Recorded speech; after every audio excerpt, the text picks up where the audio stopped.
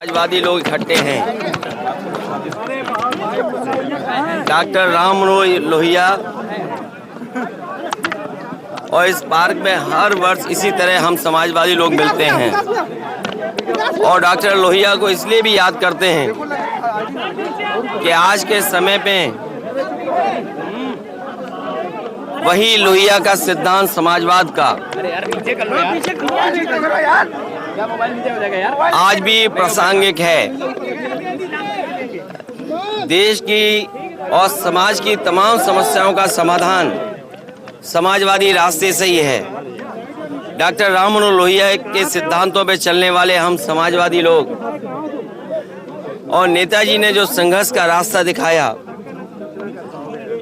उसी रास्ते से समाजवाद और समाज की तमाम समस्याओं का समाधान होगा। कल जब हम लोग जेपी को याद कर रहे थे, लोकनायक जयप्रकाश जी को,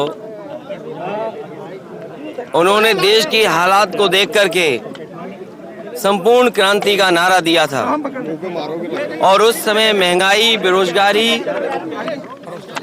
भ्रष्टाचार और संविधान की संस्थाओं पर हमले हो रहे थे।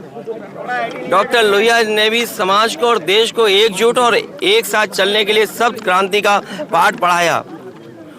उन सिद्धांतों को लेकर के नेताजी और हम समाजवादी लोग लगातार संघर्ष कर रहे हैं।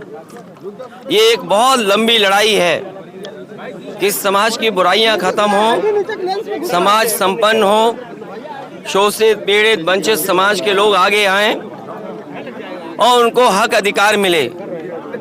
आज भी जब हम डॉक्टर लोहिया को याद करते हैं तो ये भी याद करें कि एक समय ऐसा आया था कि डॉक्टर भीमराव अंबेडकर और डॉक्टर लोहिया दोनों मिलकर के साथ काम करना चाहते थे।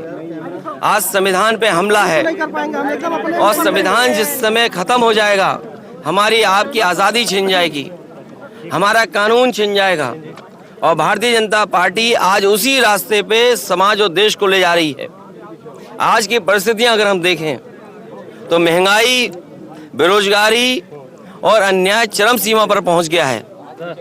इसे डॉक्टर लोहिया का रास्ता समाजवादियों के रास्ते पे चल कर के ही समाज को नई दिशा दिलाने का काम हम समाजवादी लोग मिलकर के करेंगे। घटना के बाद एनडीए एफआईआर कराने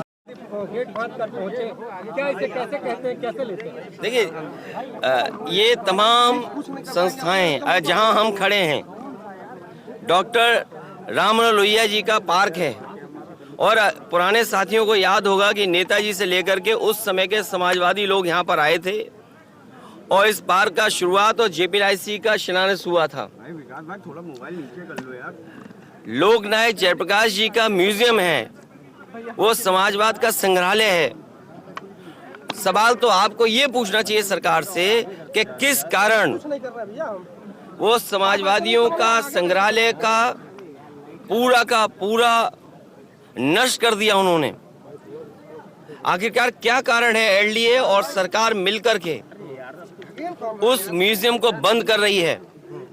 उसमें पूरा का पूरा जीवन जयप्रकाश जी ने जिस तरीके से जिया, हर चीज उनकी वहां कोशिश की है कि उस तरीके से उसको रखी जाए। अखबार इमरजेंसी के टाइम में छपा था जिसमें एडिटोरियल नहीं था। वो थाली बजाने का जो संघर्ष और लोगों को जगाने का काम, जोड़ने का काम किया था, वो भी उस म्यूजियम में है। आखिरकार सरकार क्या छिपा रही है? और फिर अगर उनकी नीयत साफ होती तो इस तरीके से लोकनायक जयप्रकाश जी को पॉलिथीन से नहीं ढकते। ये लोग अपनी नाकामी छिपा रहे हैं, अपना भ्रष्टाचार छिपा रहे हैं, जो अच्छी चीज बनी है उसको खत्म कर दिया वो छिपा रहे हैं। समाजवादियों ने सपना देखा कि आने वाली पीढ़ी को एक म्यूजियम दें, एक किसी के जीवन के बारे में समझाएं, दिखाएं, जिससे वो कुछ प्रेरणा ले सके। ऐसी संस्था को चौपट करने का काम, बर्बाद करने का काम अगर किसी ने किया है तो भारतीय जनता पार्टी की सरकार ने किया है। और हम लोग सर्वेंट डिप्टी मिनिस्टर का जवाब नहीं देते हैं, सर्वेंट डिप्टी चीफ मिनिस्टरों का जवाब नहीं देते हैं। और इसलिए नहीं देते हैं कि कोई जिम्मेदार अगर है तो वो मुख्यमंत्री खुद जिम्मेदार हैं।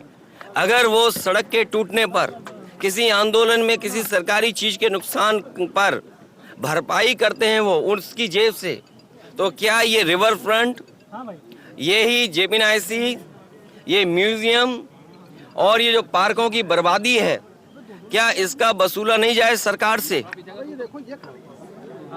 जिस तरह से